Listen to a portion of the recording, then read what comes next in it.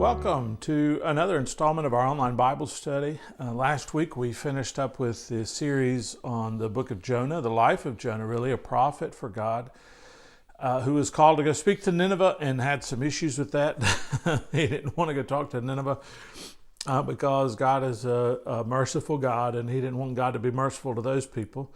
And so he did it, and then those people repented, and he got mad, and the whole story with the big fish and the small worm, and we had a good time with that. 4 chapters, 4 weeks, kind of a simple series that we did for the book of Jonah. And if you want to go back and look at those, you can find those on the YouTube channel right before this one. And so I was thinking about kind of where to go next, and a short and sweet series sounded good again, and so I began to look through the book of Ruth, and the book of Ruth is 4 chapters, and so I thought maybe we spend 4 weeks in the book of Ruth and go through and tell that story, and we could kind of get some perspective, because there are some differences between the book of Ruth and the book of Jonah and how God operates. Because in the book of Jonah, one of the interesting things, I think, from just studying it is how many times God spoke to Jonah and gave him a second chance, and a lot of his misfortune was his choice, and God got glory out of his story. I think God gets glory out of the story of Ruth, the book of Ruth, but in a different way, because in the book of Ruth, God doesn't necessarily speak in the way that he does in the book of Jonah. And so if we look at those stories and we say, okay, what can I learn from the book of Jonah? Part of it is how God speaks. In the book of Ruth, it's how we act in response to the silence of God. In other words, there's a story that unfolds. And if you look at the Bible as the story of God, then we think about God acting in the story, but what we don't see is God speaking in the story. Very similar in that regard to the book of Esther. We don't see God speaking in the book of Esther. We see something glorious happening that brings God glory, that lifts up the name of God, that showcases truth about God and truth about humanity. This story does too. But in the absence of the direct words of God, well, that's an interesting difference. And so maybe in your own life, there are times when God speaks clearly. You know, you feel, you sense that God is moving. Maybe you even hear it in your spirit, or maybe some people have even heard audible voices that they attribute to God. But are there other times when there's times where you don't hear God? There's a silence, there's a gap, what some people would call a desert experience. And what does God do during those times? Because I don't think God removes himself from history for a while. I don't think God removes himself from the life of people. I think God is very evident in the story. But the people in the story don't get the sense of that through a direct encounter with God. So what I want to do is I want to read through the book of Ruth in this study. And it's a little longer. The chapters are twice as long, 20 verses maybe, some of them, instead of Jonah was shorter with 10, 12 verses each chapter. But what I want to do is kind of evaluate, how do we act in that sense? What are the things God is teaching us? What are the values that we learn from the book of Ruth? And so let's dive into that. I think it'll be helpful. It's a story I enjoy. And then we'll go from there. So Ruth chapter 1, verse 1, we'll dive in, and then we'll set the context in a minute. But it says, in the days when the judges ruled, there was a famine in the land, and a man of Bethlehem in Judah went to sojourn in the country of Moab, he and his wife and his 2 sons. So the story begins with one of not having enough, a famine, desolation. In other words, the land is just not producing. It's dry. It's not fertility. It's not abundance. It's not greenery, but it's brown and dry. And so what he does from Bethlehem, we know Bethlehem eventually being the city of David, but he decides that he'll take his family and go try to find, a job, sustenance, a way to protect and provide for his family in a different country. And so it says the name of the man was Elimelech, meaning God is my judge, I think. And we'll see a little bit more about that in a minute, because in this situation, when God is not speaking, Oftentimes, the way God presents himself through the other things it does, God is my king. I knew God is my judge wasn't the same. God is my king. So the name of the man was Elimelech. The name of his wife, Naomi. Naomi means pleasant. And it's a story that begins with a pleasant Naomi. She has 2 sons. She has a husband. Even though there's some desolation, there's some famine, God is providing. God's taking care of them. And then the story takes a darker turn. The name of the man, Elimelech, the name of the wife, Naomi, and the names of the 2 sons were Mahlon and Chilion. And there were Epaphrathites, which is another way of saying Bethlehemites. From Bethlehem. Ephrath was the region of Bethlehem in Judah. All of this, incidentally, about 6 miles south of Jerusalem, so it's not way out in the country, but it's not Jerusalem proper. So they went to the country of Moab and remained there. So they're going to go for a little while, and they find what they need in terms of they're able to provide for the family. And the sons are growing up, and in chapter 1, verse 3, it says, Elimelech, the husband of Naomi, died. And this is a situation where, especially in the Old Testament, it's a difficult time. It doesn't say that he was old and died, that it wasn't a situation like that, but it doesn't tell us why.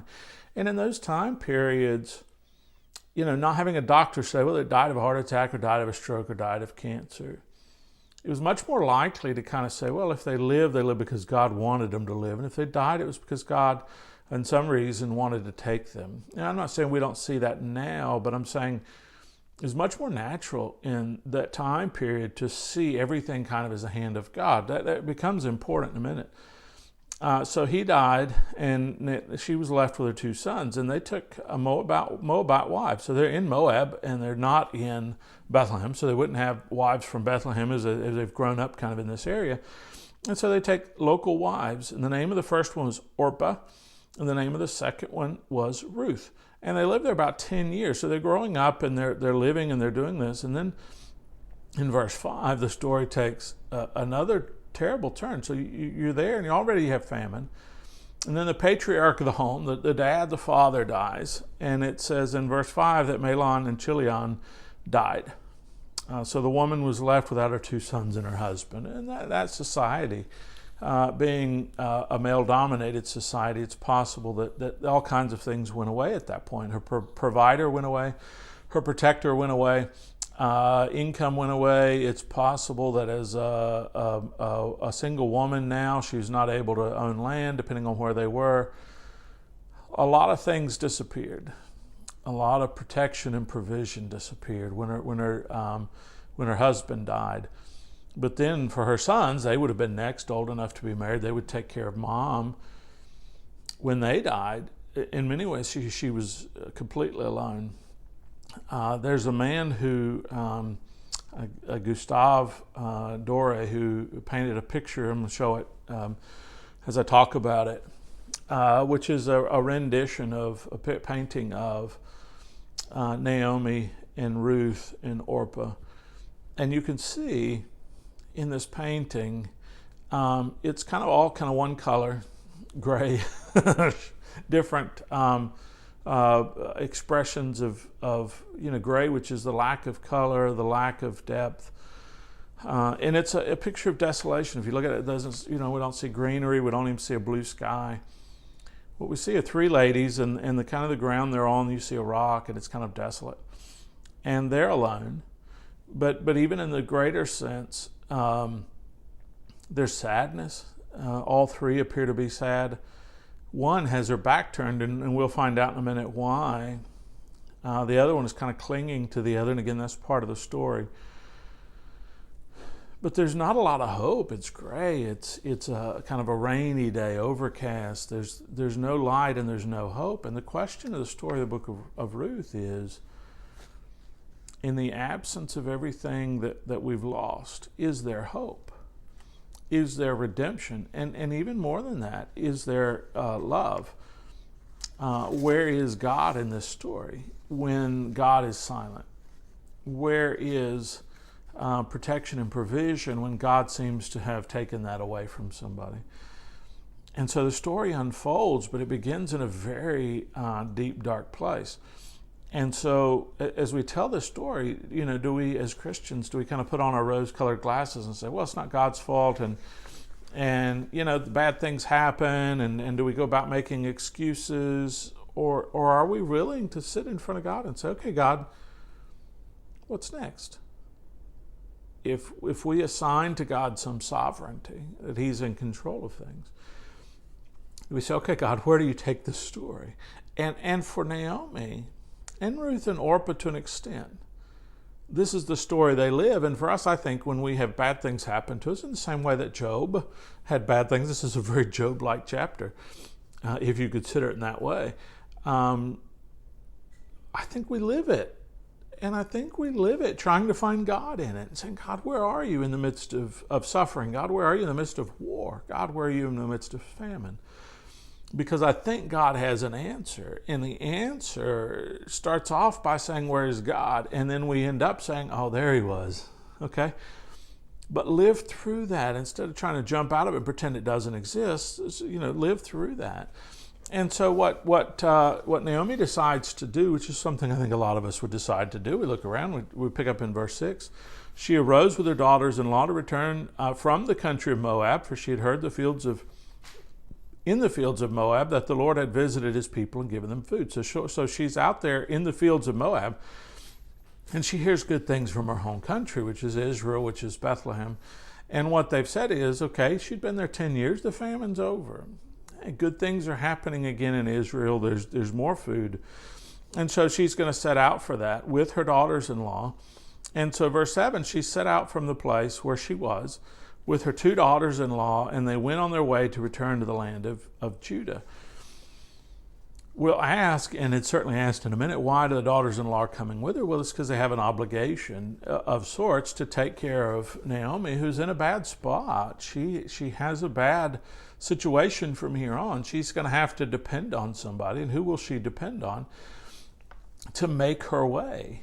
Okay, she's going to be reduced to working when a lot of the people in that time period of her age, and not saying she's old because we don't have that picture, but of not childbearing years anymore, not necessarily getting married years anymore, that people, women of her age, were not necessarily working in that way. They were taking care of their family. Now she doesn't have a family. So I think at the beginning of this, Orpah and Ruth are both faithful to her and that they're her family. They need to help her take up with it. But Naomi, to her credit, to her character, notices that that's probably not a winning situation for them. And so she offers them out of that obligation. It says, she says to her 2 daughters-in-law, now they're on their journey, supposedly, they've set out on the road, this road back to Judah, to Israel, to Bethlehem. Naomi said to her 2 daughters-in-law, go, return each of you to her mother's house. In other words, it'd be more typical to say father's house, but you say mother's house probably because that's a place of comfort. And now, they were in a situation where they had husbands, and particularly would be maybe soon having kids, and all of a sudden all that's gone. They're in a sense starting over, but are still young. And she says, may the Lord deal kindly with you as you have dealt with the dad and with me. So they took care of the dad. They took care of their own husbands. And as they passed away, they dealt kindly with Naomi as a widow. And so to their credit and to Naomi's credit, they have done the right thing. Now Naomi's asking them, your future is better here in Moab where your people are. Go back to your mom's house. The process would begin again where they'd be given to look for another husband, that kind of process.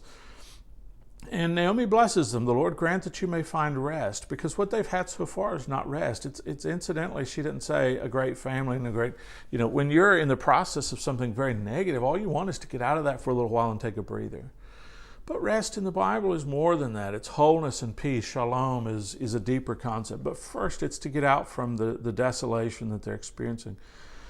And she said, each of you in the house of her husband. So what she's saying is, that you start over. She kissed each of them a sign of blessing, and they lifted up their voices and wept. So all 3 of them are weeping. If you look at the picture, the painting we saw, again, all 3 are sad. All 3 are weeping, even though there's a reason why one is and again, we're building to that. One is apart from the others. If you look at the painting a little bit deeper, the way it was painted. And again, I have the ability to see it on a monitor. I don't know how well the resolution will show up on the screen that you're looking at. The way that the painter painted this is exceptionally simple. It's just a series of straight lines, some darker than others, some longer than others. It's not wide brush strokes up and down. All of them are going in the one direction. And the idea is that up to this point, it's a very simple negative thing that's happening to these people. It's not. There's no color. It's not elaborate. And so the Adore, the painter, finds a very simplistic way to paint very simplistic colors, to paint a very simple picture of bad things are happening. There's no hope. There's no light. Nothing good is happening. And again, you say, wow, Pastor, why this? Well, some of us lived this. If not for a long period of time and everybody in our family died, then for short periods of time when some of the people in our family die, some of the people important to us are not in our lives anymore and difficult things happen. The Bible teaches it. Why shouldn't we study it? And so in verse 10, they said to her, no, we'll return with you to your people. But Naomi said, she pushed back, turn back, my daughters. She didn't even call them daughters-in-law, a sign of affection and honor. Turn back, my daughters. Why go with me? Have I yet sons in my womb that they become your husbands? So she's saying, what, am I going to give birth to more children? You're going to marry them eventually? Which was a thing. If your husband died, you take a brother-in-law. That was a thing in the Old Testament. Go your way, for I'm too old to have a husband. Even if I should say I have hope, even if I should have a husband this night and start bearing sons this night. Verse 13, would you therefore wait until they're grown? Even if I have kids now, what are you hanging around for? And so she's saying, would you therefore refrain from marrying for that period of time? No, go on with your lives. My daughters, it's exceedingly bitter to me for your sake that the hand of the Lord has gone out against me. Naomi says something very important here. We shouldn't go, jump over. She said the hand of the Lord, the way she understands it. The Bible is not saying that the hand of the Lord went against Naomi, although depending on how you view sovereignty, that's part of the story. I think the Bible's saying that from her perspective, when good things happen, they were from the hand of the Lord. And when bad things happen, they were from the hand of the Lord. And she said, it's a very bitter thing for me, for your sake. The fact that not only for her own sake, but she's feeling for her daughters-in-law, but for their sake. It's a big thing in the world. To understand your own predicament and be sad for yourself, it's a whole other thing to see the predicament of others and be sad for them, even in the midst of your own sadness. So what we see to the credit of Naomi, she's thinking for her daughters-in-law, even though the story is in many ways about her at the beginning. It's not about her. It's not named after her. It's named after Ruth. We'll get there. But she's feeling for them. For it is exceedingly bitter to me for your sake that the hand of the Lord is going. She sees it as judgment against her, not necessarily judgment, but God bringing something negative for her. In a sense, this seems more and more like a Job experience, that God's allowing these things to happen to prove himself or to bring him glory to himself later, and we'll see that. But then it said they lifted up their voices and wept again. They're still sad. This whole first chapter is such a dark first chapter. And Orpah kissed her mother-in-law. Okay, that's the sign of, okay, it's time to leave. But Ruth clung to her, and that's where we see in the painting. Orpah, okay, kissed, is bitter, it's crying, but I'm leaving, I'm going to go back. I'm going to do the best life I can. After all, you've released me from my obligation, and so I can. It's not a happy situation, but she's going to do it. Ruth, not so much. And so the story begins to turn from Naomi to Ruth. It's a beginning because it takes a while for it to become about Ruth. But she does that, and so she clings to Naomi. In verse 15 it says, she said, see, your sister-in-law has gone back to her people and to her gods. Return after your sister-in-law. Naomi is even saying, when they married into the Jewish family, the Israelite family, more than likely they began to worship their God. She's even saying, maybe this God has let us down. I'm not saying that that's a particularly helpful emotion, but what I'm saying is Naomi's feeling that emotion. And I think it's okay in the middle of this story for Naomi to be at the bottom of the bottom. Going back to her land would mean going back to her other gods.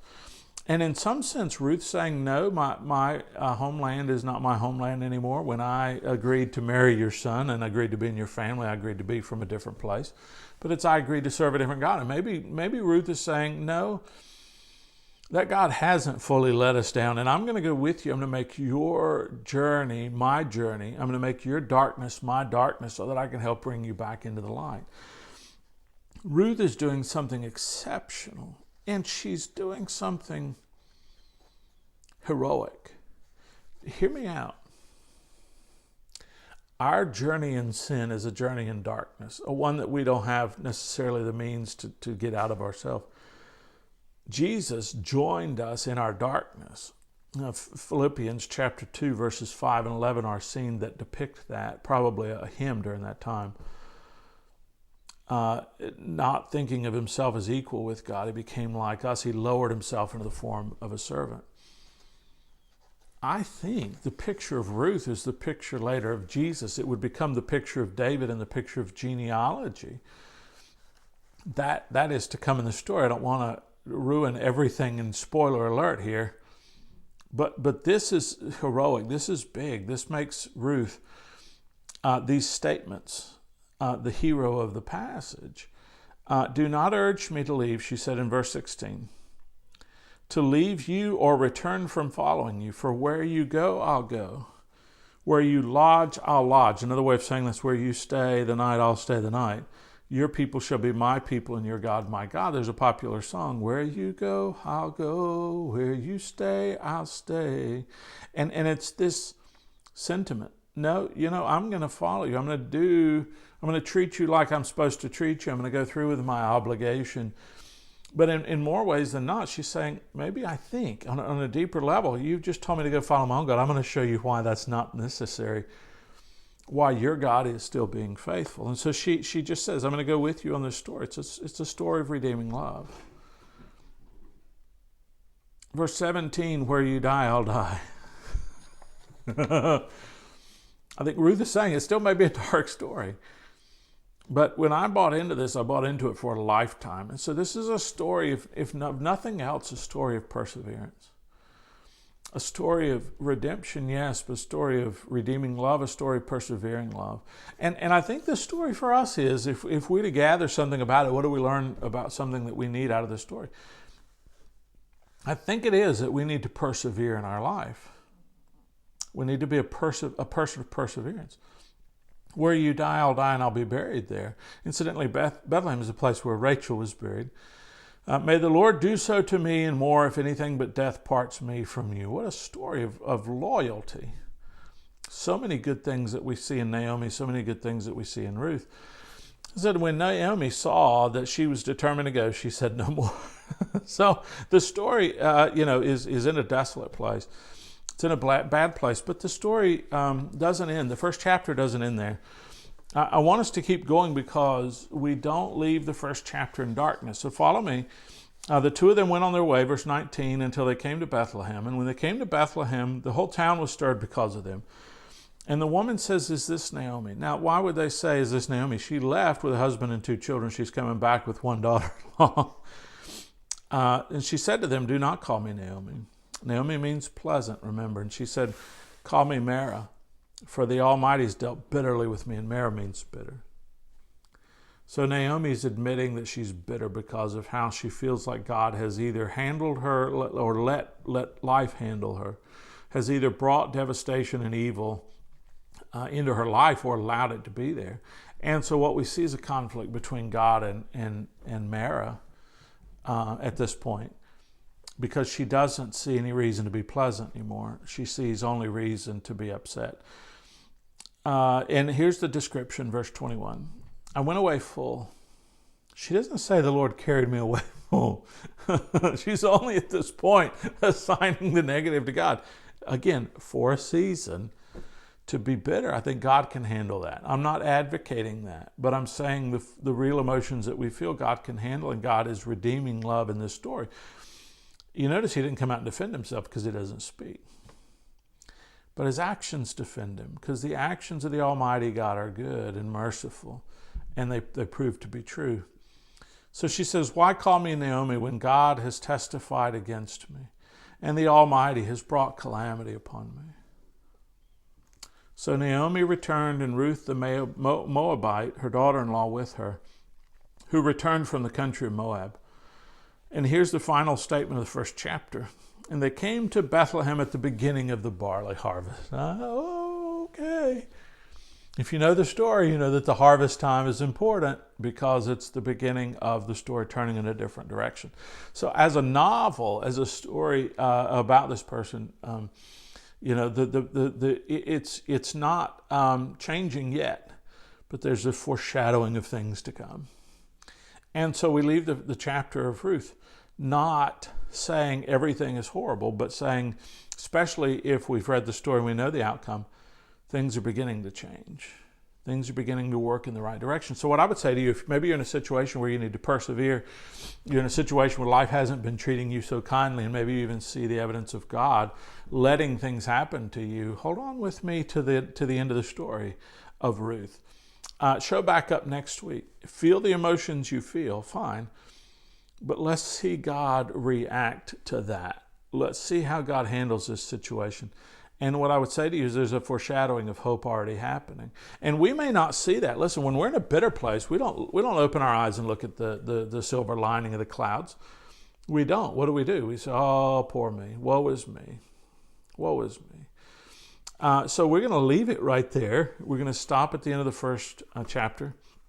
It's been dark. It's been difficult. But there's a foreshadowing of hope and light. And that, I think, is where a lot of us live. Things are bad. Good Friday. Things are bad, but Sunday's coming.